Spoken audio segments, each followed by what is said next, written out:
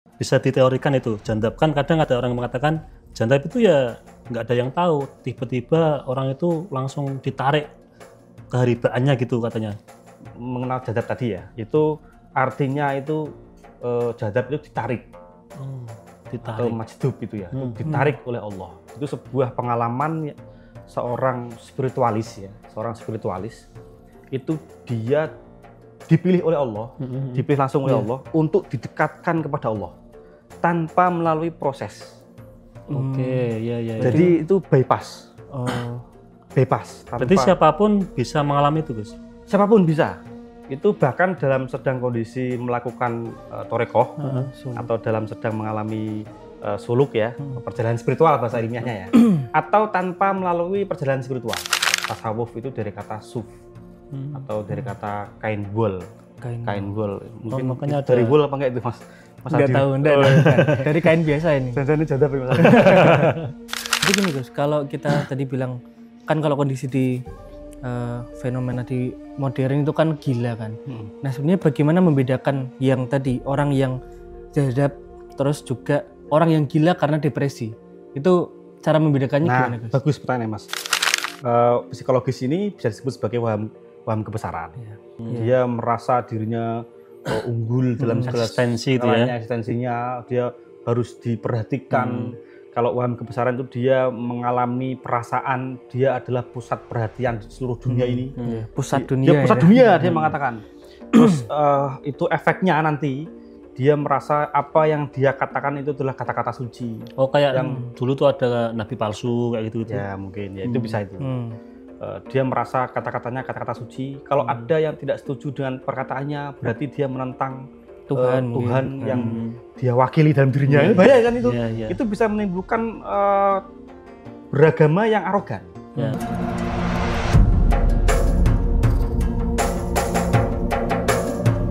Assalamualaikum warahmatullahi wabarakatuh. Waalaikumsalam warahmatullahi. Alhamdulillahirabbil alamin wa bihi nasta'in ala umurud dunya waddin. Sayyidina wa maulana Muhammadin wa ala alihi wa sahbihi ajmain. Rabbi shrahli sadri wa yassirli amri wahlul 'uqdatam min lisani yafqahu qawli amin. Pemirsa Majati TV, para penonton, sahabat ngopi dan pendengar Radio Dais dimanapun Anda berada.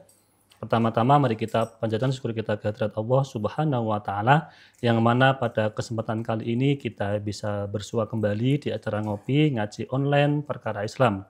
Kedua kalinya sholawat dan salam semoga tercurahkan dari Nabi Agung kita Nabi Muhammad SAW. Semoga mahabbah kita kepada baginda Rasul dapat memudahkan hidup kita di dunia dan kelak di yaumil qiyamah kita mendapatkan syafaatnya. Amin amin ya rabbal alamin. Pemirsa Majati TV, para penonton, sahabat ngopi dan pendengar Radio Dais dimanapun Anda berada. Alhamdulillah kita bisa berjumpa kembali di acara ngopi ngaji online perkara Islam. Nah, seperti biasa pada ngopi kali ini sudah sampai di episode yang ke-230. Nah, ini saya kenalkan dulu teman ngopi saya, ada Mas Aldi. Assalamualaikum Mas Aldi. Waalaikumsalam warahmatullahi wabarakatuh. Sehat Mas Aldi? Alhamdulillah sehat. Mas Anis gimana kabarnya? Alhamdulillah sehat. Alhamdulillah. Walaupun agak serak-serak. Serak-serak basah. Iya, karena cuacanya ekstrim.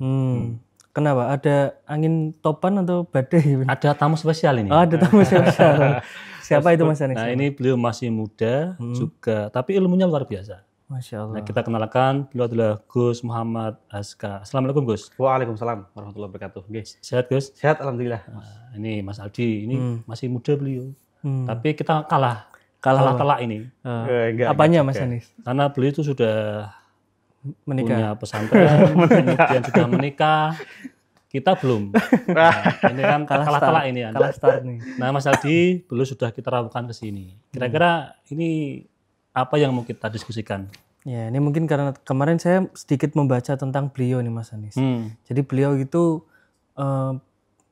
ada hubungannya dengan kejiwaan Mas Anis. Beliau itu berarti beliau sakit jiwa. Bukan kayak ngurusi orang-orang yang sakit jiwa ya, Gus? Benar ya. Di rumah sakit rumah sakit jiwa daerah di Gondo Utomo, Amino Gondo Utomo itu Mas Anis. Di rehabilitasinya itu. Nah, kita juga ingin membahas yang berhubungan dengan itu Mas Anis. Oh iya. Jadi persoalan jazab dalam dunia tasawuf dihubungkan dengan psikologi. Karena kan tadi beliau di rumah sakit jiwa juga kan. Itu sebenarnya fenomena itu seperti apa gitu loh kalau kita pandang. Kalau tadi jandab itu kan saya sering dengar Mas Aldi, karena kan saya juga aktif di kalau tahu matan kan ya. Mahasiswa. Nah itu kan dunia tarekat kan identik dengan kata-kata jandab, karena itu kan bagian dari proses suluk atau proses dunia spiritual bagi para penganut thariqah. Berarti Mas Anis juga sudah jadab ini? Oh kalau saya belum, Belum. masih di tataran paling dasar gitu kan. Nah Gus, kira-kira Gus, jandab itu apa Gus? Iya, ini untuk introducing ya. Nah, sebelum membahas jadab itu mungkin bagi pemirsa yang awam ya. Yang awam, apa itu jadab itu apa loh? Saya tadi di mobil itu perjalanan ke sini itu ditanyain sama yang nemenin itu. Apa itu Gus jadab Gus? Jadi jadab itu sebuah diskursus yang tidak semua orang mengetahuinya. Karena itu kita ngomong sebelum jadab ya, kita ngomong tasawuf dulu ya. Tasawuf itu kan sebenarnya itu sebuah praktik yang sudah ada sejak zaman Nabi. Itu tasawuf. Nah, tasawuf itu sendiri belum ada istilahnya muncul tuh belum. Karena itu sebuah praktikan. Nah, itu baru amaliyah Gus ya? Ya, baru amaliyahnya. Itu baru muncul, dipopulerkan itu oleh Sufyan Ats-Tsauri dan Junaid Al-Baghdadi. Itu periode ulama tokoh sufi akhlaki. Itu periode ulama klasik pertama ya. Kemudian menjadi istilah sebutan tasawuf itu dari kata suf atau dari kata kain wol. Kain wol. Mungkin makanya dari wol apa enggak itu Mas? Enggak tahu, enggak. Dari kain biasa ini. Jangan-jangan jadab ya Mas. Nah, suf itu wol yang dikenakan itu dulu itu sebuah simbol yang kain wol yang digunakan oleh kaum sufi. Kaum sufi itu kaum sufah pada zaman Nabi. Itu yang di orang-orang Ahlus Sufah itu. Ya, Ahlus Sufah itu kan dikumpulkan oleh Nabi di masjid, kemudian sangat dekat dengan Nabi. Itu Ahlus Sufah itu orang-orang yang sama sekali tidak tersentuh dengan dunia politik pada zaman itu juga. Sama sekali. Mereka murni ansih menjadi sahabatnya Nabi. Sangat-sangat dekat. Maka riwayat-riwayat hadis itu juga banyak dari para kaum sufi. Karena saking dekatnya ya dengan Nabi. Itu gara-gara disebut ahli sufi atau karena memang tadi pakainya wol tadi ya? Iya, tasawuf itu yang ambil dari kata wol. Kalau sufah itu kan orang-orang sufah atau orang-orang yang tidak punya rumah, orang-orang fakir, kemudian musafir. Kalau mungkin sekarang itu orang yang mondok ke Nabi gitu ya? Ya betul, mondok yang tidak punya keluarga, hidup untuk Nabi. Itu kaum sufi. Nah, kemudian suf itu kain wol yang digunakan oleh kaum sufah sebagai simbol, maka dipakai oleh istilah sekarang ya, populer sekarang ya. Itu sebagai simbol idiom kesederhanaan. Oh iya, ya. Nah, jadi orang-orang sufah itu memakai itu sebagai simbol kesederhanaan atau simbol asketik ya. Simbol kesederhanaan. Nah, kemudian setelah itu tasawuf menjadi sebuah konsep ilmu secara sistemik. Itu tasawuf itu ya. Nah, di dalam tasawuf sendiri itu ada pembahasan atau diskursus mengenai terminologi jadab. Itu sebuah proses spiritual, sebuah jalan spiritual. Itu ada konsepnya itu. Bisa diteorikan Gus? Bisa diteorikan itu jandab. Kan kadang ada orang yang mengatakan jandab itu ya nggak ada yang tahu. Tiba-tiba orang itu langsung ditarik keharibaannya gitu katanya. Ya, nah istilah jadab kan secara definitif itu sebuah bagian dari disiplin ilmu tasawuf ya. Tadi kan saya pengantar sedikit tentang tasawuf. Kemudian di dalam ilmu tasawuf, disiplin ilmu tasawuf itu adalah ilmu tazkiyatun nufus, pembersihan jiwa. Ilmu pembersihan jiwa, pembersihan hati, tazkiyatul qulub juga bisa. Nah, di dalam ilmu itu ada konsep yang mengenal jadab tadi ya. Itu artinya itu jadab itu ditarik. Atau majdub itu ya, itu ditarik oleh Allah. Itu sebuah pengalaman seorang spiritualis itu dia dipilih oleh Allah, dipilih langsung oleh Allah untuk didekatkan kepada Allah tanpa melalui proses. Jadi itu bypass. Bebas. Berarti siapapun bisa mengalami itu, Gus? Siapapun bisa. Itu bahkan dalam sedang kondisi melakukan thariqah atau dalam sedang mengalami suluk ya, perjalanan spiritual bahasa ilmiahnya ya, atau tanpa melalui perjalanan spiritual. Jadi bisa jadi orang awam atau bisa jadi orang santri, terkhususnya orang santri yang sudah mengalami atau sedang berjalan di jalan spiritual, bahasa ilmiahnya ya. Nah, ditarik ini tanpa melalui proses. Jadi di dalam thariqah ada dua. Salik itu adalah seseorang yang melakukan perjalanan spiritual, dibimbing dengan guru atau disebut sebagai mursyid di dalam thariqah. Itu mereka melalui proses yang panjang seumur hidup dengan keilmuan, dengan ngaji, proses riyadhah, mujahadah, dengan melakukan tazkiyatun nufus yang panjang ya. Seperti tapi ada gurunya. Ada gurunya dengan wirid tertentu dia melakukan secara kontinu, konsisten. Itu biasa dikatakan suluk atau benar ya? Itu suluk itu, suluk. Atau orang yang melakukan suluk disebut sebagai salik. Oh iya. Orang yang melakukan suluk disebut sebagai salik. Nah, salik ini dia melakukan dengan cara step by step. Satu-satu tahapannya itu ya. Tahapannya ada makomatnya. Kalau dalam tasawuf ada makomatnya 3, 4, 5. Nah, jazab itu tidak. Jadi nggak masuk ke makomat itu ya? Enggak. Oh, enggak. Tapi dia masuk makomat, tapi dia tidak melalui proses. Oh, tidak ada yang melalui lepas dari proses itu ya? Dia terlepas dari proses. Jadi Allah memilihnya orang itu secara khusus. Dan kita tidak bisa meminta kepada Allah untuk jadab. Jadi itu memang Allah yang memilih, bukan kita yang memilih. Tak jadab bukan. Iya, Gus. Ini tentang jazab. Mungkin ada orang yang belum tahu nih istilah itu, Gus. Sebenarnya itu kondisi yang seperti apa itu loh? Nah, jazab itu. Ya. Jazab kan kondisi tadi ya, saya gambarkan tadi ya. Dia tanpa melalui proses keilmuan, dia tanpa melalui proses gemblengan batiniah atau proses riyadhah, proses kalau di ilmu-ilmu Shaolin itu tanpa melalui menimba air naik tangga, tanpa melalui itu, tiba-tiba dia lajuni. Jadi tidak tirakat lah kalau pada santri. Tanpa melakukan tirakat. Dia ditarik oleh Allah langsung, kemudian dia didekatkan oleh Allah secara mendadak dan dia mengalami trans atau mengalami ekstase. Kenapa kok ekstase? Karena dia tanpa proses. Jadi dia bingung. Akal kan tidak bisa mengenal Allah secara utuh ya. Akal manusia terbatas sekali, sangat terbatas. Sehingga Allah itu sangat maha besar, tidak terbatas, sedangkan akal itu sangat-sangat terbatas. Nah, ketika akal kita mengalami kedekatan dengan Allah secara mendadak tadi, bypass. Itu akalnya, filosofinya itu terpukul oleh cahaya ilahiyat. Sehingga dia mengalami, kalau bahasanya Rumi itu mengalami mabuk. Mengalami mabuk, tapi mabuk tanda kutip ya.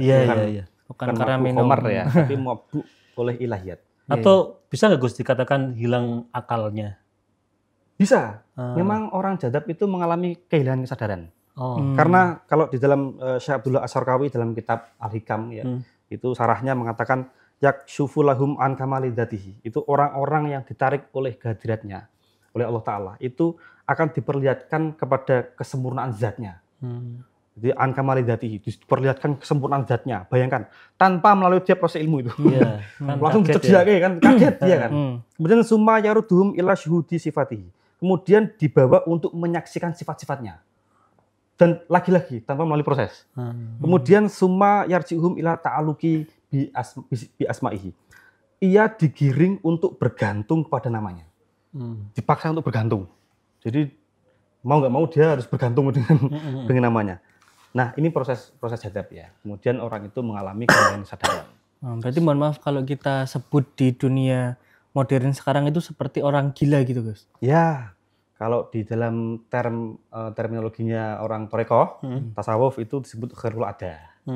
Khairul adah itu memiliki perilaku yang tidak semestinya. Aneh. Gitu. Orang umum lah. Orang umum. Dia tidak umum. Nah, tapi jadab itu sendiri sebenarnya tidak berlaku secara permanen. Kadang kan orang membedakan ketika melihat ada orang jadab itu ya ini orang ini jadab sampai mati. Padahal enggak sebenarnya. Itu proses ya Gus ya?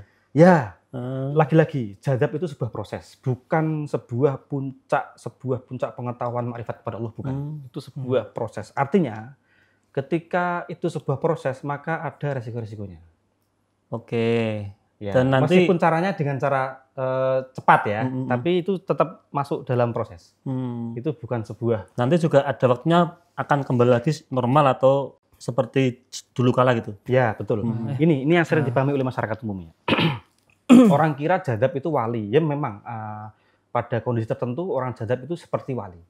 Tapi tidak wali. kemudian jazab itu diartikan sebagai puncak yang saya katakan tadi. Karena logikanya seperti ini. Allah itu maha besar. Maha besarnya Allah itu tidak terbatas ya. Tidak memiliki batas. Saking besarnya kan. Nah, ketika manusia atau makhluknya mengenalnya, itu kan berarti setiap misalkan tubuh kita ya. Sampean Mas Aldi dan Mas Anis mengenalku jam tangannya mereknya ini. Terus kemudian naik level lagi. Bajunya mereknya ini. Naik level lagi telinga saya bentuknya begini misalkan. Berarti saya seperti ini identiknya. Dan sedangkan saya itu masih terbatas ya. Tapi kalau Allah kan tak terbatas. Maka manusia mengenal Tuhannya pun itu juga tak terbatas. Tidak ada istilah makomat yang paling tertinggi, tidak ada sebenarnya. Nggak ada ya. Tidak ada. Sama halnya ketidakterbatasannya Allah. Sama halnya ketidakterbatasannya Tuhan. Maka makomat atau kedudukan atau level dalam mengenalnya juga tidak ada batasannya. Kalau misalkan di dunia tarekat itu ada makomat itu gimana Gus? Ya, makomat kan tadi sebuah level Jalan batiniah ya. Bukan kita berjalan itu bukan ya. Tapi level batiniah kita, tidak secara geografis tapi secara batiniah, secara nonverbal. Nah, tadi yang saya katakan tidak ada batasan puncak dari konsep ulama sufi manapun yang mengklaim itu adalah puncak dari perjalanan spiritual itu tidak ada. Tidak ada. Jadi maka di sini membawa kita hikmah bahwasanya Allah itu maha besar. Dengan segala keterbatasan kita. Gus, ini Gus. Janda itu kan katanya kan apa? Kodekul ada ya. Kalau berasa orang sufi atau tadi kayak kalau Mas Adi itu seperti orang gila. Berarti tidak ada kewajiban menjalankan syariat Gus atau gimana? Ya. Kalau orang sedang mengalami proses ekstase jadzab itu kan tidak memiliki kesadaran. Sehingga memang ada beberapa kalangan ulama fikih yang tidak menyetujuinya. Itu dialami pada Al-Halaj, Mansur Al-Halaj. Itu beliau pada masa Abbasiyah, pertengahan sampai akhir Abbasiyah itu, setelah Rabi'ah Al-Adawiyah. Itu Al-Halaj itu dia pernah mengungkapkan dirinya bahwasanya anak al-haq. Aku adalah kebenaran. Tadi itu kan. Aku adalah kebenaran. Maka kata-kata itu tidak diterima oleh ulama-ulama fikih maupun ulama-ulama akidah pada saat itu. Karena pada saat itu bertentangan dengan akidah Asy'ariyah. Bahwasanya kita tidak bisa mengatakan diri kita itu adalah sebuah kebenaran atau Allah. Kita itu adalah manusia dan Allah itu berbeda. Khaliq dan makhluk itu berbeda. Nah, kalimat kontroversi ini kemudian pada saat ini itu menjadi berbeda. Pada ulama-ulama akidah ataupun ulama-ulama tasawuf kontemporer itu memaknainya sudah tidak relevan lagi. Justru bahkan cenderung membela Al-Halaj. Karena pada Al-Halaj itu yang dimaksud anak al-haq itu bukan dirinya yang hak, tapi karena dia sedang mengalami ekstase. Dia sedang mengalami ketidaksadaran dalam dirinya. Tadi katakan majdub itu ya. Betul. Kemudian dia merasa dirinya sudah tidak ada. Dia fana, sedang masuk dalam makomat fana ya. Yang ada hanya Allah gitu ya. Yang ada hanya Allah, yang dia maksud seperti itu. Maka ketika orang yang sedang mengalami ekstase atau kita sebut sebagai jadzab ditarik oleh Allah, dia tidak memiliki akal sehingga dia juga tidak dihukumi, kata Imam Ghazali, tidak dihukumi fikihnya, syariatnya tidak dihukumi. Karena dia sedang dalam keadaan tidak sadar. Itu fikih seperti itu kan. Ketika kita tidak memiliki kesadaran akal kan tidak dihukumi lagi. Termasuk tidur kan nggak sadar Mas Aldi. Iya, gila juga sama. Gila yang terlepas motifnya apa ya? Tapi gini Gus, tadi kan dibilang bahwa tadi hubungan dengan wali dan jadzab. Tadi kan jenengan bilang bahwa nggak ada hubungannya kalau belum tentu wali gitu loh. Jadzab itu belum tentu wali. Dan sekarang kan itu kan banyak fenomena-fenomena yang orang-orang yang jadzab tadi dianggap jadzab terus dia dianggap wali juga. Akhirnya dia ada semacam pengkultusan di situ. Bahkan ada yang minta barokah, ada yang apa? Bahkan ceramahnya itu juga didengar terus ditafsirkan sendiri. Nah, kira-kira kalau jadzab tadi apakah hubungannya dengan wali itu gimana Gus? Nah ini ya, ini buat disclaimer ya. Ini setelah kita membahas tadi, kita harus melihat fenomena ini bukan fenomena sih, ini pengetahuan. Pengetahuan jadzab ini bukan sebuah hal yang kemudian tanpa adanya penilaian kritis dari akal. Kita harus seimbangkan antara akal dan iman. Nah dari sudut pandang akal itu kita harus menilik. Karena tasawuf itu bukanlah sebuah ilmu yang kemudian bernilai bebas itu tidak. Iya. Itu harus ada sistemiknya, ada sanadnya. Nah, untuk membedakan apakah dia itu jadabnya palsu, ada istilah Atau palsu asli. ya, karena itu proses ya. Apakah tidak, maka kita perlu untuk mengetahuinya. Pertama, ya, saya katakan tadi, jadab itu bukanlah puncak rohani. Oke. Itu ya, itu yang perlu dipegang bagi kita. Bahwasanya itu sebuah proses. Ternyata di dalam, bukan kata saya ya, kalau menurut Ibnu Athaillah itu dikatakan terakhir tadi, summa yaruduhum ila syahudu asarihi. Selanjutnya, ketika dia sudah diperkenalkan sifat-sifatnya Allah, dia ditarik untuk melihat asmanya, sifatnya. Kemudian summa yaruduhum ila syuhudi asarihi. Kemudian dia dikembalikan lagi untuk menyaksikan makhluknya. Ternyata endingnya itu, orang ketika mengalami jadab, harusnya, ini menurut Ibnu Athaillah Sakandari dalam kitab Al-Hikam, itu disarai oleh Asy-Syarqawi, ternyata harus kembali. Istilahnya turun gunung. Kalau jadab kan naik gunung itu dia. Dia naik gunung. Ternyata itu harus turun gunung. Ini yang mengatakan bukan orang sembarang kan. Ibnu Athaillah Sakandari itu juga tokoh sufi besar itu. Itu dia juga pernah mengalami jadab juga. Itu ternyata mengatakan seperti itu. Jadi bukan puncak, Gus ya? Bukan puncak. Harus turun gunung. Kalau manusia biasa itu harus dari bawah naik ke atas. Ya kan? Kita bagaimanapun juga sebagai salik atau sebagai manusia mukmin ya, itu melihat segala sesuatu, di balik segala sesuatu itu adalah Allah Ta'ala. Tapi kalau orang jadab, melihat segala sesuatu itu Allah Ta'ala. Jadi tidak ada makhluk. Kebalikannya itu ya. Nah, kita sebagai salik biasa yang berproses, itu berusaha sebisa mungkin, sekuat mungkin sampai mengalami riyadhah, tirakat, ngaji, mujahadah dengan guru yang pasti. Bagaimana caranya kita melihat Allah di balik segala sesuatu. Itu kan kita kan. Betul. Tapi kalau jadab, itu bagaimana caranya dia tidak melihat Allah dari segala sesuatu. Jadi dia itu dihalangi oleh Allah Ta'ala. Dia kan semuanya Allah Ta'ala. Sehingga dia kesusahan untuk menjadi orang normal kan.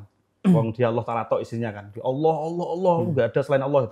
Maka Al-Hajj bilangnya Al-Haq. Kemudian Abu Yazid Al-Bustami mengatakan Subhani, aku ini suci. Itu kan sunan apa yang di Jawa itu? Di Jawa Manunggaling Kaulo lan Gusti. Sesiti Jenar. Itu seharusnya PR-nya mereka-mereka yang sedang dalam kondisi jadab. Ini bukan saya. Siapa kamu kok menilai Sufi? Bukan saya ya. Ini saya mengutip dari Ibnu Athaillah Sakandari. Ternyata PR-nya orang jadab itu bagaimana caranya bisa melihat makhluknya di balik Allah. Bisa kembali lagi normal. Nah, berarti kan artinya turun kan. Misalkan dia melihat gelas, itu Allah, nggak ada gelas. Nah, bagaimana caranya dia melihat gelas secara utuh? Nah, itu PR-nya orang jadab. Maka ketika orang sembuh dari jadab, itu dia itu akan lebih matang spiritual. Lebih bijaksana gitu ya. Nah, itu kita salah satu untuk membedakan tadi ya, kembali ke tadi. Membedakan bagaimana ini fenomena di masyarakat orang sekarang itu banyak yang mengkultuskan ya bahasanya. Pertama, kita harus tahu, jadab itu bukan sebuah puncak. Artinya kita tidak perlu terlalu berlebihan ya untuk mengkultuskannya.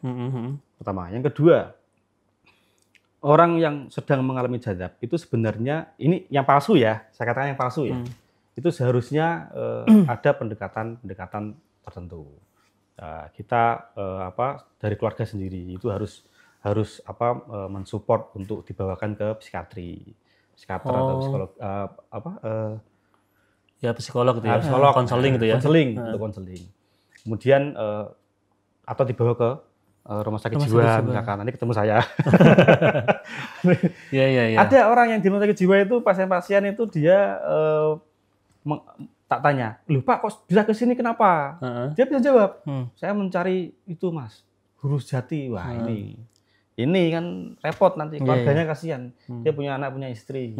Terus saya katakan ketika saya sedang mengisi rehabilitasi, guru, panutan, guru kita, guru rohani kita, abu ruh kita untuk menimba ilmu itu adalah ulama. Bukanlah sebuah orang yang berqadah. Jadi saya tekankan ya. Berarti orang yang tadi janda atau majnun itu nggak boleh dijadikan guru? Nggak boleh. Itu bukan menurut saya. Ini menurut Ibnu Athaillah lagi. Mengatakan seperti itu. Orang jadab tidak bisa dijadikan sebagai mursyid. Meskipun ada beberapa kasus tertentu, itu Ibnu Athaillah mengatakan, ada beberapa, hanya 1-2, yang sedang dalam kondisi jadab, tapi bisa dijadikan guru. Mungkin kalau hari ini di Indonesia ada. Itu seperti Gusmi. Iya, iya. Nah, itu Gus Mi kan terkenal sebagai wali jadab, tapi beliau tetap bisa menjadi mursyid. Nah, itu tertentu itu. Tertentu sekali. Tapi menurut Ibnu Athaillah Sakandari dalam Al-Hikam, tetap kita tidak boleh sembarangan Berguru kepada orang dengan jadab, orang-orang yang aneh. Apalagi jadab tersebut tidak mutabar, artinya tidak dibenarkan atau tidak divalidasi oleh ulama-ulama besar lainnya. Atau tadi Itu jadab palsu tadi itu ya. salah satu ya. Salah satu cara membedakan apakah itu jadab asli ataupun palsu, itu orang tersebut harus divalidasi Oke. oleh Ulama-ulama. ulama-ulama khos. Harus divalidasi oleh ulama khos. Kalau tidak ada validasi dari ulama khos, berarti kan kita yang mengangkat dia. Iya, Netizen iya, kan berarti. iya, iya. Berarti gini Gus, kalau kita tadi bilang kan kalau kondisi di fenomena di modern itu kan gila kan. Nah sebenarnya bagaimana membedakan yang tadi orang yang jadab terus juga orang yang gila karena depresi? Itu cara membedakannya Nah, gimana Gus? bagus pertanyaan Mas. Penyebab jadab palsu ya, dia kan merasa dia sudah mengalami spiritual yang tinggi ya. Kemudian orang yang palsu itu biasanya itu arogan. Dia arogan, tidak ada sisi welas kasih sayang, nggak ada, rahman rahimnya nggak ada dia. Jadi dia arogan, keras, seenaknya. Terus kemudian yang dia lakukan itu selalu melulu melanggar syariat. Terus ketika dia sedang mengalami kesadaran, kan jadab kan ekstase yang temporal ya. Iya, temporal. Ketika dia mengalami kesadaran, itu dia tetap konsisten melakukan ibadah-ibadah yang dia lakukan. Ibadah syariat ya, itu takarannya itu. Kok setelah dia jadab, kok kemudian dia tidak melakukan ibadah-ibadah yang dia lakukan, atau malah mengalami kemunduran. Harusnya kan jadab kan membawakan dia kedewasaan rohani ya. Dia semakin dewasa rohaninya. Kok malah mengalami kemunduran, itu biasanya palsu. Artinya dia menghindar aja dari sifat normalnya manusia kan. Nah, penyebab jadab palsu itu pertama itu pemahaman agama yang parsial atau pemahaman tasawuf yang tidak mendalam. Ya, jadi dia berguru kepada istilah-istilah terminologi tasawuf tapi tanpa adanya guru. Jadi hanya baca buku-buku terjemah. Itu sanadnya nggak jelas itu ya. Nah, sanadnya nggak jelas. Padahal itu kalau kita mau mempelajari ilmu tasawuf itu wajib adanya guru. Kalau di dalam NU, Nahdlatul Ulama itu ada namanya Thariqah. Nah, itu ada di dalam Thariqah ada namanya mursyid atau guru pendamping, pembimbing para orang yang sedang mengalami suluk itu. Konon juga tokoh mursyid itu Syekh Abdul Qadir Al-Jailani juga pernah mengalami jadab gangguan itu ya? Ya, betul. Syekh Abdul Qadir Al-Jailani itu pernah mengalami jadab palsu. Dan itu langsung ditolak oleh beliau. Yang kita sering ceritanya kisahnya kita tahu ya. Syekh Abdul Qadir Al-Jailani itu melihat sebuah nur cahaya, kemudian cahaya itu memerintahkan Syekh Abdul Qadir Al-Jailani untuk melanggar syarat syariat itu. Terus kemudian Syekh Abdul Qadir Al-Jailani menolaknya. Tidak ada Tuhan yang menyuruh untuk seperti itu. Jadi orang jadab itu bukan sebuah bisikan. Ketika dia tidak, ketika dia tidak mengalami kesadaran, itu dia ketika melakukan pelanggaran syariat, seperti tidak melakukan sholat, itu murni karena dia tidak sadar. Bukan karena ada dorongan motivasi di luar dirinya atau dalam dirinya kayak ada bisikan-bisikan, misalkan udah sholat, mau jalan puasa, itu aneh malah itu. Nggak ada. Tuhan mana Allah nggak akan pernah mengatakan seperti itu, nggak akan pernah. Jadi kalau itu sebuah bisikan itu berbahaya. Saya pernah dicurhati sama pasien tuh, Gus saya itu orangnya aneh Gus, saya bisa tahu ketika saya dekat dengan orang, saya itu bisa tahu kalau orang ini bakal meninggal, sampai seperti itu. Dan itu orang itu meninggal beneran Gus. Lah kamu pernah mengalami berapa kali? Aku pernah mengalami 3 kali lebih. Terus apalagi yang dia bisiki apalagi? Saya disuruh sholat, jangan dengarkan lagi. Jangan dengarkan. Walaupun itu bisikan baik. Iya. Lama-kelamaan kan kita nggak tahu. Wong itu delusi. Itu ternyata mental health. Ternyata itu penyakit psikologis. Ya kalau awalnya bagus. Kalau ternyata makin kesini makin melenceng. Ternyata juga banyak Gus kasus seperti itu Gus. Artinya ada orang yang tadi ada bisikan. Walaupun terjadi ya. Oh besok itu ada orang mau meninggal. Ada orang meninggal. Ada juga tidak seperti itu. Mungkin karena dia kan merasa punya kekuatan gitu kan. Jadi kayak dia tuh wah iki jojo aku ampuh gitu. Jojo aku wali, merasa dirinya wali. Itu apakah juga yang menyebabkan orang tadi mengalami jadab palsu tadi? Ya, betul. Ternyata saya pernah membaca di beberapa kitab tapi tidak semua ulama-ulama tasawuf mengatakan bahwasanya orang yang jadab atau orang wali itu tidak pernah merasa dirinya menjadi jadab. Atau dia tidak pernah merasa dirinya menjadi wali. justru seperti itu. Kalau ada orang yang mengatakan saya jadab, itu kemungkinan besar memiliki potensi dia itu klaim. Palsu ya. Klaim, ya sebuah klaim palsu. Oke. Gus, ini menarik Gus. Kita ngomong tentang jandab. Nanti kita akan hubungkan dengan mental health atau kondisi mental seorang. Apakah sesuai dengan pembahasan ini atau tidak. Tapi sebelum kita lanjut, kita akan jeda iklan yang melewat dulu.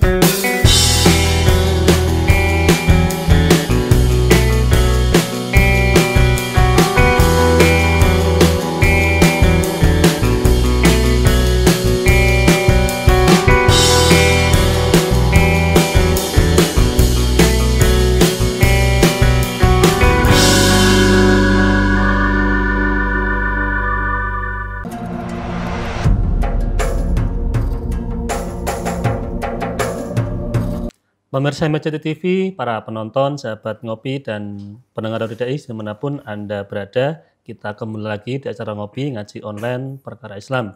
Ini masih bersama Gus Aska dan Mas Aldi. Nah Gus, tadi sebelum iklan saya menyampaikan tentang apakah ada keterkaitan antara orang yang majdub atau jandab dengan orang yang punya kesehatan mental, Gus? Ya,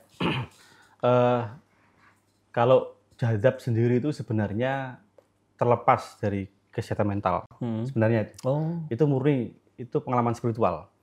Nah, yang kita bahas ini kan ada yang jadabnya yang tadi kan palsu, pseudo jadab atau jadab palsu kan. Nah, jadab palsu ini baru masuk di kategori penyakit psikologi. Tapi kalau orang yang punya halusinasi. Tapi kalau jadab yang asli kita tidak berani mengatakan itu psikologi. Nabi ketika mengalami trans wahyu datang, apakah kamu mau mengatakan Nabi itu mengalami gila? Ya enggak kan? Enggak, itu di agama kan ada itu. Di agama ada. Jadi kalau jandab asli itu ya enggak ada kaitannya dengan psikologi. Ya, menurut saya ya. Ini menurut saya pribadi, Kalau misalkan ada orang yang menganggap itu sebuah penyakit psikologis, ya terserah kan. Itu tidak dalam kapasitas saya untuk mengatakan seperti itu. Saya enggak berani. Nanti bisa mengatakan kalau Nabi ketika mendapatkan wahyu pertama, Iqra itu menggigil, kemudian itu kan sebenarnya kalau di dalam ilmu pengetahuan sains modern itu juga bisa dikuliti ya bahasanya. Dikuliti bahasanya Nabi sedang mengalami skizofrenia. Itu bahaya itu malah. Itu bahaya. Jadi jadab itu tetap pengalaman spiritual asli. Tapi kalau jadab yang palsu itu baru penyakit psikologis. Kalau penyebab-penyebabnya itu yang pertama tadi kan pemahaman agama yang parsial atau pemahaman tasawuf yang kurang. Dia hanya belajar dari buku yang saya katakan tadi. Tidak dengan cara guru. Atau sepotong-sepotong tuh ya. Sepotong-sepotong. Kemudian yang kedua gangguan psikologis atau emosional. Kalau dalam dunia psikologis itu setahu saya ya, ini bisa dikoreksi ya. Cemiu apa? Correct me if you me wrong apa? Cemiu. Masalah. Correct me if I'm wrong. Correct if I'm wrong ya. Itu psikologis ini bisa disebut sebagai waham kebesaran atau PSD tadi apa tadi NPD mungkin. NPD ya NPD narsistik. Dia merasa dirinya unggul dalam segala eksistensinya, dia harus diperhatikan. Kalau waham kebesaran itu dia mengalami perasaan dia adalah pusat perhatian di seluruh dunia ini. Pusat dunia. Dia pusat dunia dia mengatakan. Terus itu efeknya nanti dia merasa apa yang dia katakan itu adalah kata-kata suci. Oh kayak yang dulu tuh ada nabi palsu kayak gitu. Ya mungkin ya itu bisa itu. Dia merasa kata-katanya kata-kata suci. Kalau ada yang tidak setuju dengan perkataannya berarti dia menentang Tuhan yang dia wakili dalam dirinya. Bahaya kan itu. Itu bisa menimbulkan beragama yang arogan. Kekacauan spiritual lah. Ya, itu nanti masyarakat juga kacau nanti. Ini dia mengajarkan ajaran sesat nanti jadi ajaran sesat. Nah, itu gangguan psikologis, waham kebesaran ya. Jadi dia merasa sebuah merasa mendapatkan kepercayaan mandat dari Tuhan. Ya, dia merasa seperti itu. Padahal itu hanya nabi ya, seperti itu kan. Manusia biasa nggak bisa. Iya. Manusia biasa itu paling banter itu ya melalui gurunya. Pengalaman spiritual atau perintah nubuah itu melalui guru. Nggak ada dari Tuhan langsung, nggak ada. Bahaya itu rata-rata bisikan. Entah itu bisikan psikis ya, penyakit psikologi kan ada. Dia berbincang-bincang dengan pribadinya yang lain. Itu kalau di istilahnya itu skizofrenia. Skizofrenia itu istilahnya retak. Lo ada loh Gus, teman saya itu Berkeping-keping. katanya bisa bicara dengan angin, bisa itu. Wah, bisa dengan angin. Dia bahkan bisa bicara sama dirinya yang lain juga. Gus. Itu malah bipolar itu. Itu bipolar. Seolah-olah ada eksistensi, dia memiliki eksistensi yang banyak. Itu bipolar atau skizofrenia, mengalami kepingan-kepingan dalam dirinya sehingga dia seolah menjadi banyak. Nah, bisikan-bisikan itu sangat berbahaya sekali. Nah, itu di dalam agama nggak ada sebenarnya. Di dalam agama yang saya ketahui ya, itu perintah-perintah nubuah itu melalui mimpi. Itu kalau dalam agama. Tapi saya belum tahu persis secara langsung seseorang mengalami trans langsung dia mendapatkan nubuah, itu jarang. Itu mungkin itu wali-wali besar ya mungkin. Iya, iya. Artinya kan secara apa ya? Secara sadar itu ya Gus ya. Ya. Secara sadar itu pernah diungkapkan oleh Ibnu Arabi juga pernah. Itu mengatakan dia bisa berjumpa dengan Rasul secara sadar itu ada. Tapi itu kan hanya dilalui oleh ulama-ulama sufi yang benar-benar besar ya. Kalau tokoh kita besar ya. orang biasa yang tidak memiliki karya, tidak memiliki pengalaman yang susah dalam mencari agama kan kayaknya itu klaim sih. Iya, iya. Lebih banyak klaimnya itu kayaknya. Itu bicara tentang klaim Gus, saya juga pernah diceritain nih sama teman saya Gus. Jadi teman saya itu bercerita tentang bahwa dirinya itu keturunan dari orang-orang besar. Gampangannya kayak kiai, punya pondok pesantren. Bahkan dia sering menceritakan hal-hal yang goib.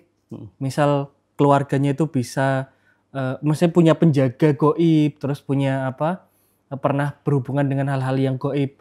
Dan sampai dia itu mengatakan dia udah nggak perlu tirakat, nggak perlu berusaha, udah ditirakati sama mbah-mbahe. Nah, pernah sampai seperti itu. Tapi kalau saya lihat secara langsung, dia itu orang yang banyak kekurangan, Gus. Dalam sisi emosional, dia temperamen. Misalnya. Ya, temperamen, dan dia juga suka menghayal.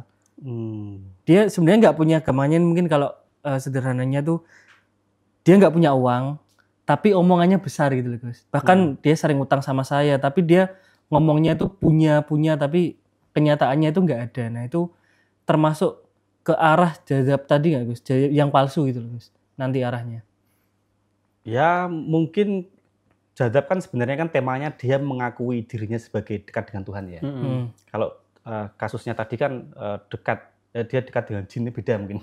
Oh, beda. Mungkin mungkin itu motifnya beda. Kan tadi ada penunggu atau ada yang menjaga jin itu kan ya. Kalau yang itu dia mungkin merasa dirinya ya dia masuk dalam mungkin narsistik atau mungkin dia merasa dia pengen dihormati juga spesial, dia ingin diakui dalam sosial. Yang ini yang dalam sosial psikologisnya itu mungkin merasa terganggu atau ya, kalau itu kayaknya setiap manusia punya kecenderungan itu.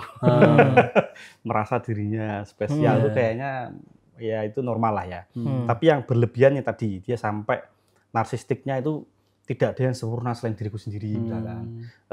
Sampai mengalahkan orang lain kayak gitu. Mengalahkan orang lain. Tapi kalau PD kan boleh Gus. Nah, ya, makanya kan itu kan sebenarnya normal kan. Dalam diri manusia normal. Cuman kalau masuk dalam diskursus jazab itu kayaknya kurang itu ya relevan. Bukan itu kan. Karena motifnya beda ya. Apa itu yang mendasarinya beda. Berarti ini arah ke yang tadi merasa lebih dekat dengan Allah itu ya? Ya, itu jazab itu. Dia mengklaim dirinya dekat dengan Allah. Dia sehingga dia padahal dia sadar sebenarnya, tapi dia seolah-olah tidak sadar. Nah, ini yang saya katakan tadi ya, penyebab jazab palsu itu yang pertama tadi itu adalah pemahaman agama yang parsial, yang kurang mendalam. Yang kedua gangguan psikologis. Jadi dia punya tadi waham kebesaran atau delusi, depresi. Dia sebenarnya dia depresi, delusi, terus dia membungkusnya dengan agama kan. Kemudian yang berikutnya faktor sosial atau pengakuan sosial. Kayak tadi dia mencari pengikut, tapi yang tadi kan triggernya bukan dari Allah, Iya, iya. triggernya dari gaib kan. Iya, iya. Orang tuanya pandai jaduk misalkan, Ah, orang iya. tuanya pandai hikmah, itu Dukun lah tuh ya. beda triggernya. Kalau ini triggernya itu Tuhan. Tuhan.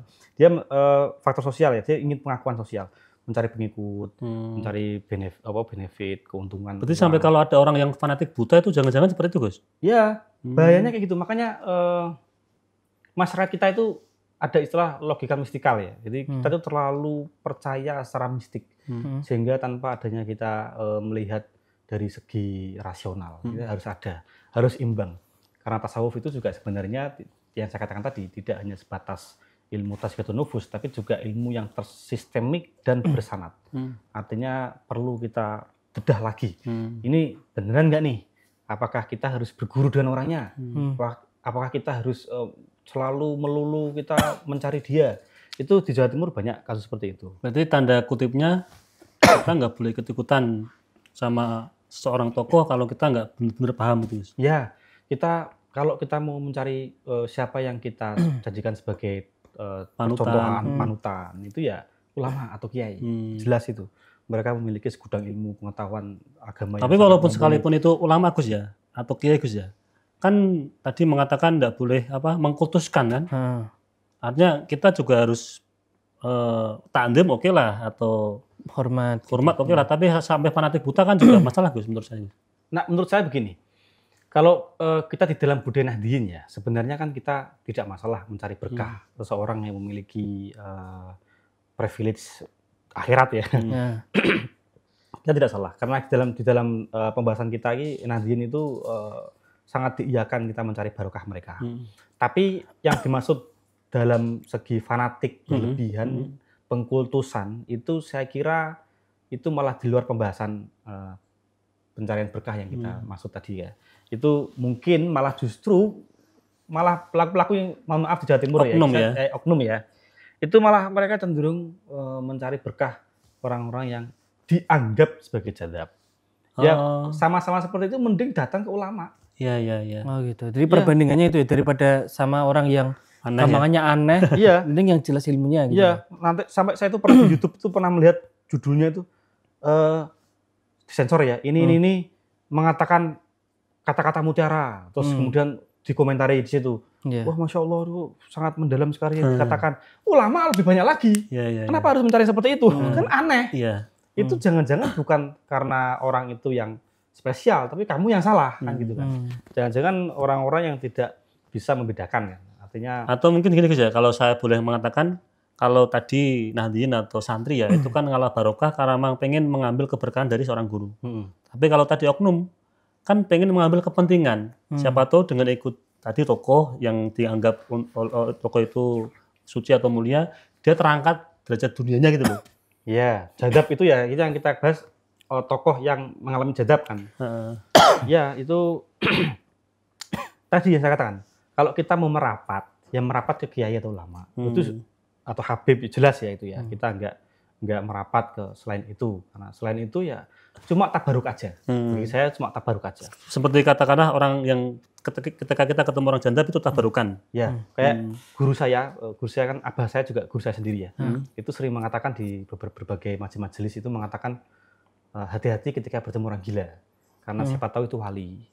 Wali yang sedang dalam kondisi mastur, yang dalam kondisi sembunyi atau dalam kondisi jadab ya.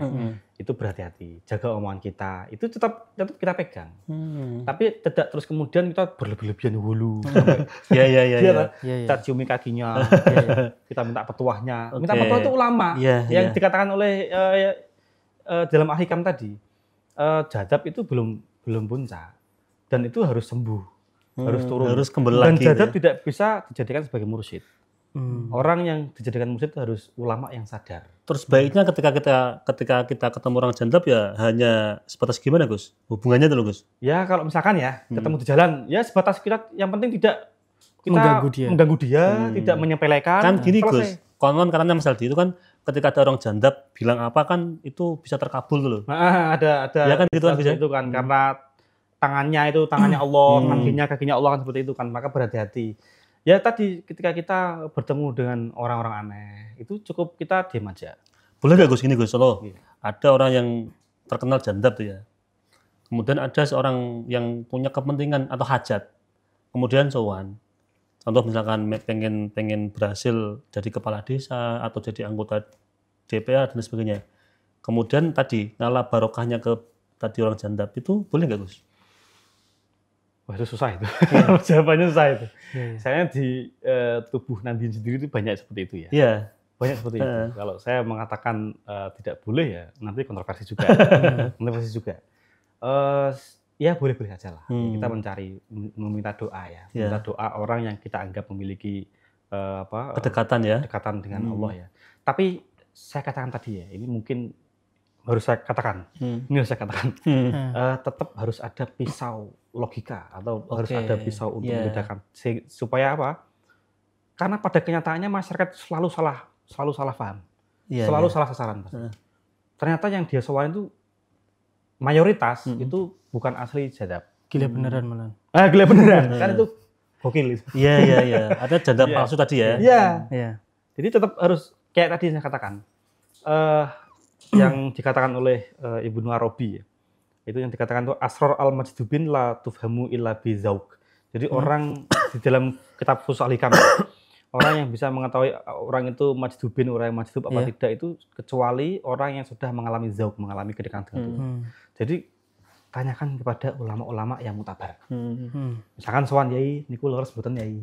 Nah, itu. Iya. Apakah itu kita mencari apa namanya? Validasi. Kita mencari legitimasi lah. Apakah itu benar? Oh, nanti kalau dibenarkan oleh ulama-ulama besar, oh ya itu. Berarti kita tidak apa-apa. Kalau cerita itu Gus, cerita tentang Nabi Musa sama Nabi Khidir itu kan ya. Itu kan agak berbeda Gus. Kan itu apakah yang jandab Nabi Khidir atau bagaimana Gus itu? Kan ada, misalkan nih, ada anak yatim, kemudian ada perahu kok dibocorin itu kan aneh-aneh Gus. Mungkin saya nambah juga dikit Mas Anis. Kalau kita misal punya guru nih Gus. Nah guru itu mungkin melakukan hal-hal aneh atau mungkin menyuruh kita hal-hal aneh. Sikap kita itu gimana? Mungkin ada hubungannya juga dengan cerita Nabi Musa dan Nabi Khidir tadi ya Mas Anis. Nah gini. Itu gimana Gus? Ini sepanjang kesepakatan saya ya. Ini bisa dikoreksi kalau salah.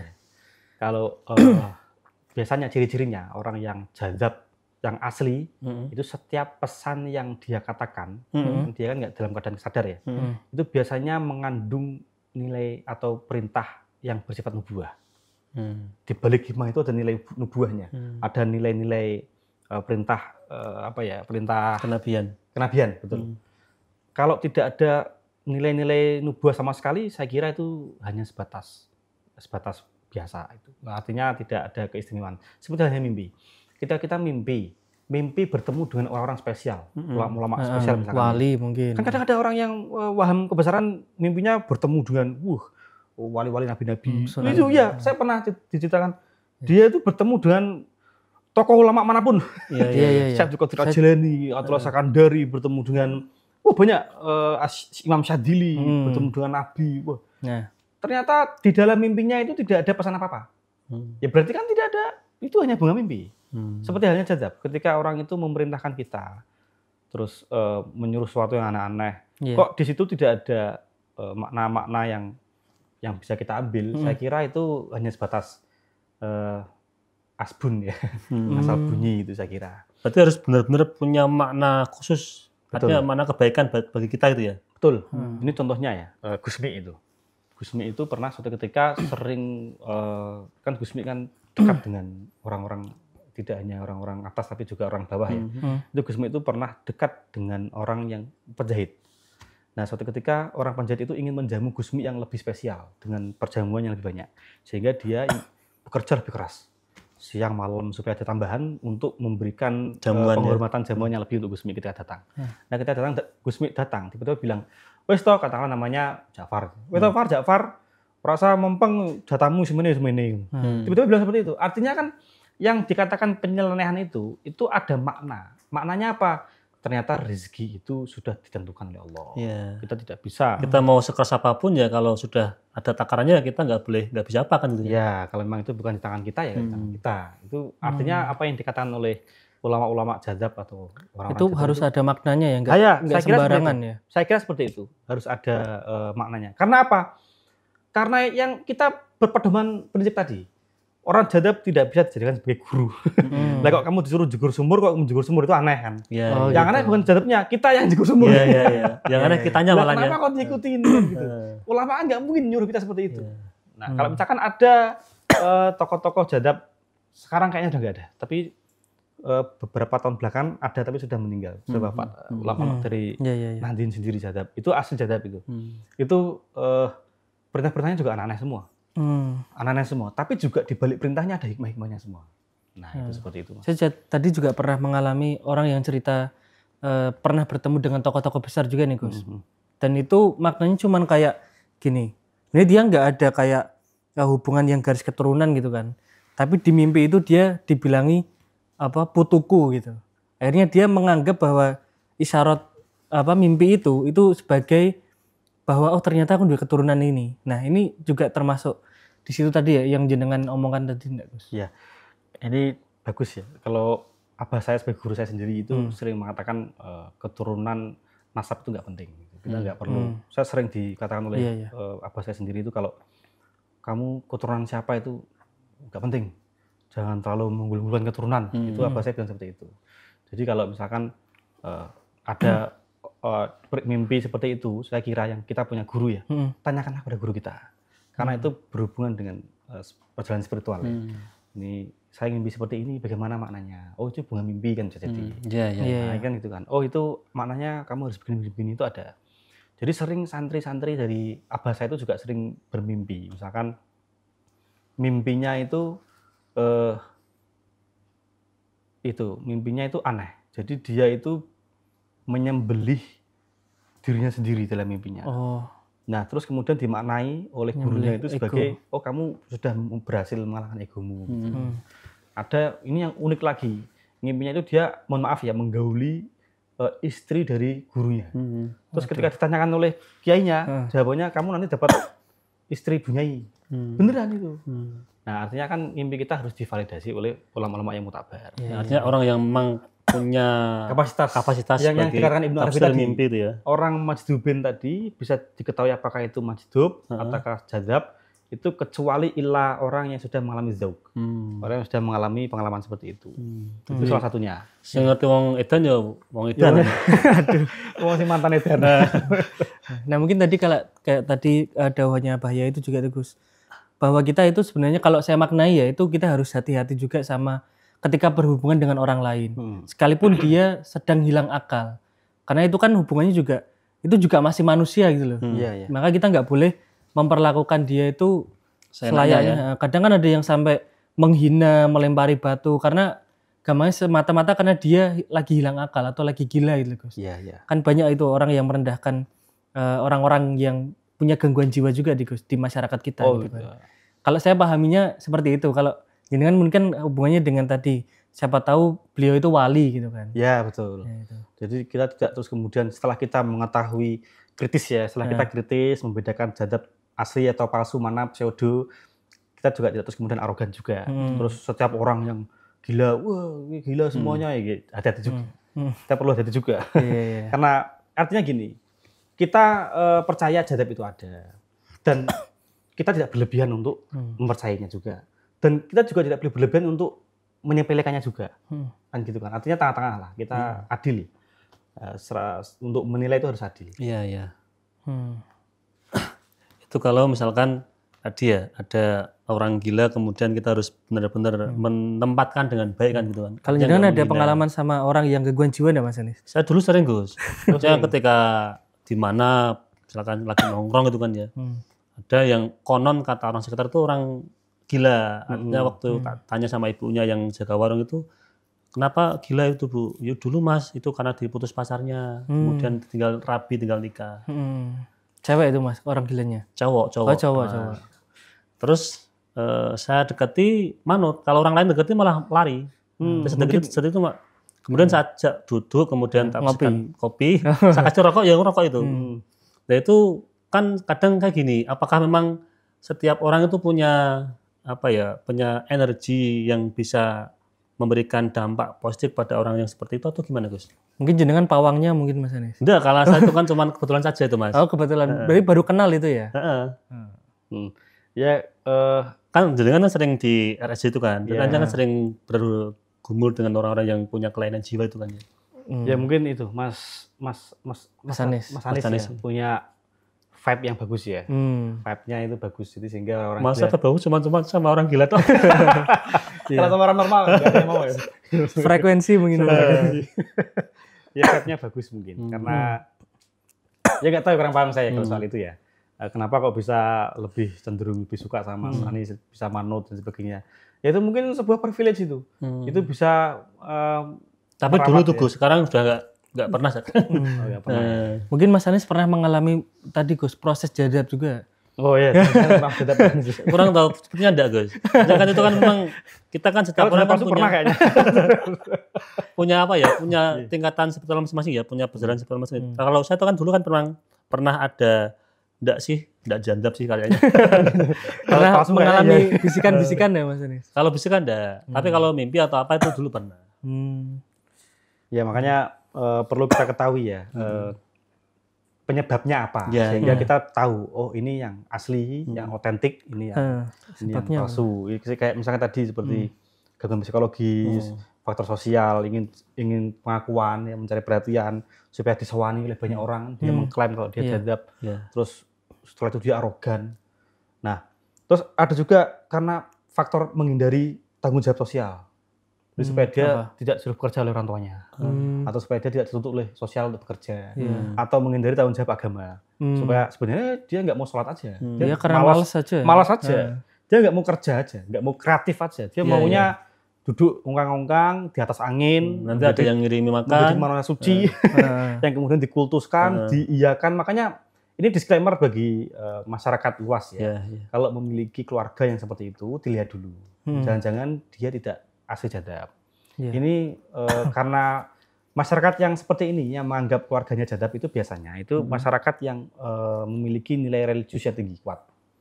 Jadi kalau ada yang kena gangguan jiwa itu biasanya mengarahnya ke jadab. Tapi sebenarnya kan seharusnya kita perlu telaah lagi kan, apakah itu benar-benar jadab apa tidak. Kalau jadab itu apakah Kan kasihan nggak tertolong nanti. Apakah bisa faktor keturunan Gus? Bisa. Apa jadab? Kalau itu wallahu alam kalau itu. Kalau itu saya belum tahu dari yang dikatakan para ulama. Tapi kalau jadab palsu bisa? Jadab palsu bisa. Kalau itu pasti. Itu kan jadab palsu kan biasanya karena dia kan kayak orang gila itu loh. Artinya orang misalkan gila kan misalkan dari segi dia punya gangguan psikomasis, gangguan psikologis misalkan, mental health-nya kena misalkan, loro pikir misalkan. Itu genetik. Genetik. Jadi orang skizofrenia, bipolar, kemudian bisa turun ke narsistik, anaknya gitu. paham kebesaran itu genetika. Jadi gen. Biasanya orang yang memiliki riwayat maaf ya gangguan psikologis, atau kalau bisa katanya Mas ini kameramen itu punya surat kuning ya. surat kuning. Kalau naik bis pakai surat kuning ya, langsung pura-pura jadab ini supaya gratis naik bisnya. Nah, itu. Nah, mau apa lupa saya gitu. Itu yang keturunan itu Gus, yang apakah yang keturunan genetik itu ya. Genetik. Nah, ini uniknya gini. Rata-rata orang-orang ini kita terlepas dari psikologis ya. Orang-orang sufi-sufi besar itu biasanya pernah mengalami pengalaman spiritual jadab. Itu rata-rata seperti Imam Ghazali pernah. Imam Syadili juga pernah meninggalkan semua keluarganya untuk kemudian huzlah pergi kholwat ke tempat atap berantah atau banyak Syekh Abdul Qadir Al-Jailani itu rata-rata seperti itu. Nah, orang-orang yang terlepas dari jadab ya, ini gangguan psikologis ya, itu punya genetik. Tapi genetik-genetik yang dimiliki oleh para kiai kan kadang ada orang stres atau gila kan tidak hanya dialami oleh orang umum aja. Di orang-orang besar, tokoh-tokoh besar seperti kiai itu juga ada anak-anaknya dan sebagainya. Ini menurut penelitian ya. Ternyata orang yang memiliki genetik gangguan psikis itu karena dia memiliki rasa kasih sayang terlalu berlebihan. Rasa memperhatikan yang terlalu berlebihan. Iya. Berarti kayak hidupnya tuh dilayani terus mungkin. Enggak, bukan itu. Maksudnya gini. Itu walasasinya tinggi. Dia mulai memiliki empati yang terlalu tinggi. Saking tingginya itu saking tingginya sehingga dia nggak kuat merasakan itu. Terus dianggap orang aneh. Sehingga dia tadi berlebihan ya. Itu rata-rata orang tokoh besar seperti itu. Itu pernah mengalami skizofrenia. Malah rata-rata seperti itu. Bahkan Albert Einstein pun itu malah itu autism. autis malah. Iya. Itu rata-rata seperti itu. Karena dia memiliki keprihatinan yang sangat tinggi sehingga berlebihan tadi. Nah, kemudian mungkin itu genetiknya ya, genetik pemimpin seperti itu ya mungkin ya. Berarti prihatin sama kondisi mungkin ya? Ya, kondisi umatnya, masyarakatnya. Oh, itu punya kecenderungan seperti itu? Ya, sehingga berlebihan tadi sehingga depresi. Dianggap aneh oleh orang-orang gitu ya? Ya, dianggap aneh oleh orang-orang. Artinya tidak semua itu buruk juga tidak. Berarti itu kayak misal gini Gus, seorang kiai nih punya empati yang sangat tinggi. Ya mungkin kalau kiai terlalu ya. Ya orang besar itulah. Dia punya empati yang terlalu tinggi sampai ada orang yang mungkin memanfaatkan dia. Terus dia mungkin nggak tahu. Kayak terlalu saking empatinya tuh ya terus dikasih gitu. Misal ada orang yang minta-minta padahal itu sebenarnya dia tuh cuman memanfaatkan aja tapi ya tetap dikasih. Itu ke arah situ juga enggak Gus? Empati bisa. Sehingga dimanfaatkan Gus ya? Ya, bisa. Itu terlepas dari dimanfaatkan apa tidak kan pada intinya orang yang mengalami seperti itu juga memiliki genetik kan. Psikologis ada genetiknya. Oke. Itu menurun itu. Ya, itu biasanya kalau ada keluarga yang punya riwayat depresi, biasanya naik ke kakeknya itu pernah. Salah satunya pernah. Ada riwayatnya gitu ya? Ya, itu seperti penyakit-penyakit seperti diabetes. Itu kan juga ada itu genetik itu. Iya. Nah, itu kalau yang jadat tadi juga berarti yang palsu tadi lah. Itu juga menurun juga dari berarti ya? Ya, kalau yang dari faktor itu ya, dari faktor psikologis ya, kan berarti kan faktornya banyak. Ada yang karena dia mencari popularitas, ada yang karena dorongan sosial. Jadi sehingga sosial itu mendukungnya, didukung oleh tradisi kultural. Itu atau mistiknya kuat, tidak kritis sehingga dia wah ini lahan yang basah ini. Itu kan tidak karena psikologis. Dia normal. Cuman pengen memanfaatkan saja. Dia manipulatif aja. Dia manipulatif langsung jadi keadaannya ini enak nih buat cari cuan ini. Cari cuan ini cocok ini. Ini sangat prospek ini kan. Ada. Tapi ada yang berangkat dari dia murni kena psikologis. Dia berdelusi bertemu dengan nabi-nabi. Dan itu bukan berangkat dari manipulasi. Dia merasa dirinya benar. Karena itu delusi kan. Dia merasa ada delusi kan keyakinan yang tidak nyata pada kenyataannya. Yang tidak sesuai, tidak koheren dengan kenyataannya. Delusi. Oke, Gus, Mas Aldi, ini karena waktu ini sebenarnya menarik kita mau bahas yang macam-macam tentang orang gila ini. Tapi karena waktu mungkin ini Gus, terakhir closing statement tentang tema malam ini. Apa bos? Janda betul ya temanya ya? Iya, dan mental health tadi. Dan mental health. Ya, gila itu memang bebas ya. Tapi kalau tidak semua gila itu dibebaskan. Jadi harus kita perdalami dulu apakah itu benar-benar jadab ataukah itu gila. Jadi para pemirsa semuanya kalau ada keluarga atau saudara atau orang terdekat yang sedang mengalami seperti itu dan klaimnya itu jadab, maka tanyakanlah kepada expertnya, para ulama, katakan ini pripun kiai, bagaimana ini dia seperti ini. Nanti bakal ditanya kayak gimana, begini. Oh, dibawa ke itu aja psikiater. Nah, kan nanti kan jelas. Kasihan kalau nggak tertolong.